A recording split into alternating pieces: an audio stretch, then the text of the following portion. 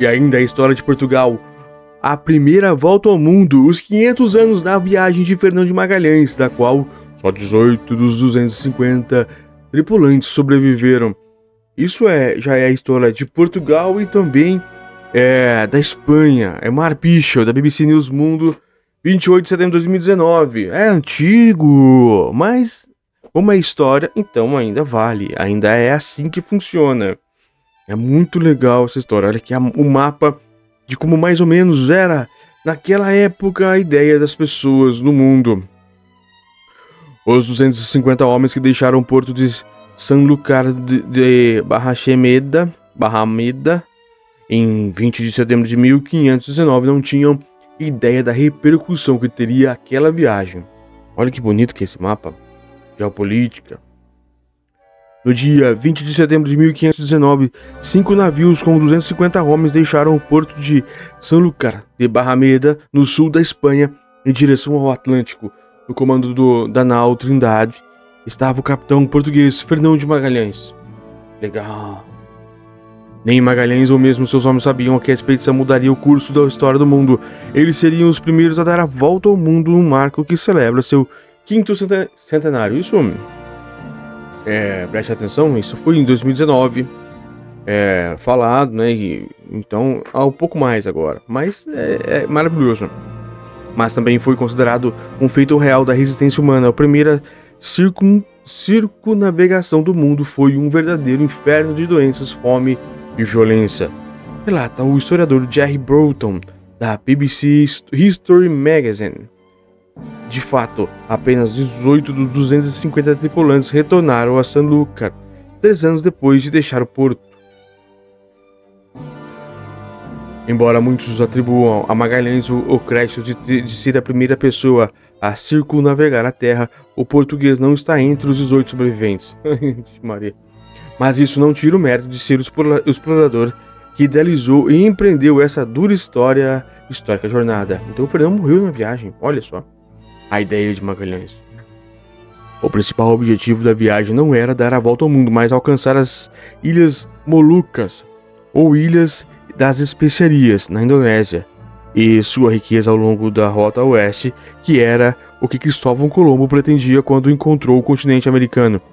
Portugal controlava a rota conhecida como leste através do Cabo da Boa Esperança, no extremo sul da África. Aqui, Fernão de Magalhães, a foto dele. Que provavelmente seria, né? Claro. Depois de examinar mapas e globos, Magalhães chegou a uma conclusão surpreendente. Ele acreditava que poderia chegar à região mais rapidamente se viajasse na direção oposta, contornando a ponta da América do Sul, através do recém-descoberto Oceano Pacífico até as ilhas produtoras de especiarias no arquipélago indonésio. Ou seja, ele não acreditava que existia fim do mundo. Ele acreditava que poderia sim, que era redondo, é lógico, e que poderia chegar até então a outro local através, não contornando as Índias, mas vindo reto pelo Brasil, descendo ali por baixo. Muito legal. Ele acreditava que poderia chegar à região mais rapidamente se viajasse, mas Manuel I, o rei da França, rejeitou a ideia de Magalhães. Isso não impediu o explorador português, que passou a oferecer seus serviços ao arquirrival de Manuel I, Carlos I, da Espanha e V do Sacro Império Romano. Abre aspas. Portugal dominou completamente o caminho para leste, mas não estava interessado em montar uma expedição para o oeste, porque já detinha controle sobre o outro lado. Assim, o projeto de Magalhães fazia pouco sentido, mas a Espanha o recebeu muito bem, explica a BBC Mundo Braulio Vasquez, arquivista do Arquivo Geral das Índias em Sevilha. Embora muitos nobres espanhóis suspeitassem de uma expedição sob o comando de um português, Carlos I aceitou a proposta de Magalhães. Isso consistia em velejar pelo Cabo Hornos até as Molucas, embarcar um carregamento de especiarias e retornar pela mesma rota, reivindicando as ilhas para a Espanha. Logo após a descoberta de Colombo em 1494, Espanha e Portugal, as potências da época, chegaram a um acordo para dividir as áreas de navegação do Oceano Atlântico e o território do Novo Mundo, no chamado Tratado de Tordesilhas. Isso já até já li, né? Magalhães estava convencido de que as Molucas ficavam dentro da esfera de influência castelhana e, portanto, poderia trazer as especiarias de lá sem problemas. Por trás dessa crença, porém, havia um erro de cálculo que traria consequências terríveis para a expedição. Os primeiros obstáculos. A frota partiu de Sanlúcar para as Ilhas Canárias, depois seguiu para as Ilhas do Cabo Verde antes de cruzar o Atlântico até a costa sul-americana, chegando à atual costa do Rio de Janeiro em dezembro de 1519. Então ele veio descendo. Relação dos tripulantes que formaram a primeira expedição. Aqui é um documento provavelmente muito antigo, uma cópia para quem nos acompanha pelas imagens também. É a partir desse momento, relata o historiador Broughton, que as condições começaram a se deteriorar. Depois de meses pesquisando a costa leste da América do Sul, Magalhães não conseguiu encontrar uma passagem para o oeste. A tripulação enfrentou um inverno brutal, e os marinheiros tiveram que dormir no convés em condições quase congelantes, enquanto as rações diminuíam e a fome aumentava, resultando em tumultos no navio. O clima piorou ainda mais quando um dos navios naufragou devido ao agravamento do tempo, e a busca do prometido estreito ao Pacífico se estendeu por semanas, depois de meses, escreveu o historiador. Então, na verdade, ele veio descendo pelo Rio de Janeiro aqui até Montevidéu, por esses lados, e realmente é frio, né? Mais perto do polo, e eles não sabiam disso. Na difícil travessia nessas águas desconhecidas, outro navio deserdou e tomou o rumo de volta para a Espanha. Foi uma perda enorme, explica Vasquez, porque era San Antônio a maior embarcação e que trazia mais comida. Foi uma expedição que, entre motins, rebeliões e fome e sede, perdeu muitos de seus membros no primeiro semestre, diz o arquivista. Mas, depois de sobreviver ao inverno e aos muitos meses de buscas infrutíferas, Magalhães e seus homens finalmente chegaram ao outro lado da América do Sul. No dia 28 de novembro de 1520, eles entraram no que Magalhães batizou como Maré Pacífico, Mar do Pacífico. O navegador português, no entanto, não conhecia a magnitude da ameaça que ainda esperava. O Pacífico.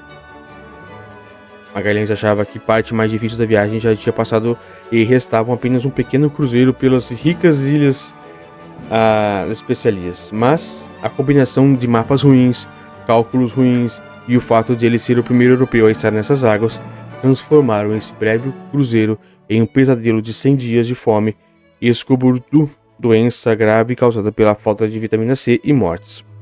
Assim relatou a BBC Paul Rose, especialista em navegação e comandante da estação de pesquisa britânica Roteira, na Antártida, por 10 anos. Magalhães usou mapas e globos que subestimavam a circunferência da Terra. Não conseguia nem imaginar a escala do Pacífico, um oceano que tem o dobro do tamanho do Atlântico e que cobre um terço da superfície da Terra. Dessa forma, passaram os 3 meses seguintes atravessando o Pacífico em busca de terra. As condições eram horríveis e o escorbuto começou a devastar a população, escreveu Broughton na BBC History Magazine. Assim também contou Antônio Pigafetta, um dos tripulantes cujas crônicas a bordo se tornaram um dos relatos mais conhecidos da viagem. Olha só, tem até relatos que eu não sabia. Durante 3 meses e 20 dias não conseguimos comida fresca.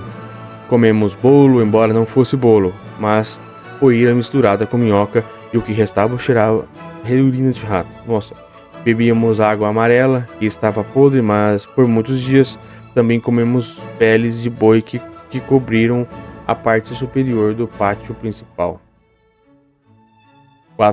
Quando Magalhães percebe o tamanho do Pacífico, fica claro que as ilhas das especiarias não estão na esfera da influência castelhana, explica Marques.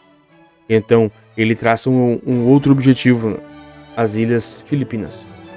Quando ele toca o solo nas Filipinas e faz contato com os caciques e reis locais, ele vê que há recursos, ouro, e decide entrar na política local dessas ilhas para tentar tirar vantagem, diz o arquivista.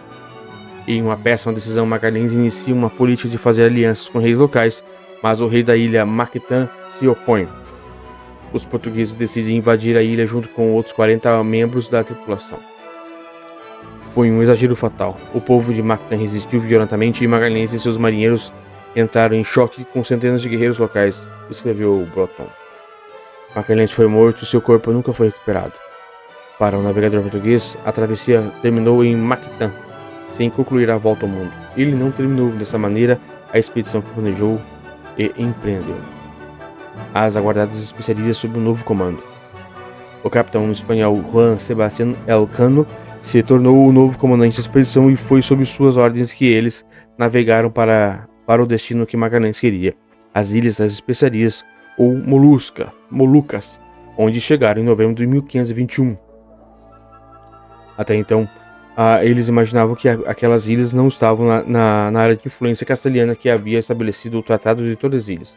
Então eles carregaram as especiarias até as pressas nos dois únicos navios que ainda restavam e decidiram terminar a odisseia e embarcar no caminho de volta.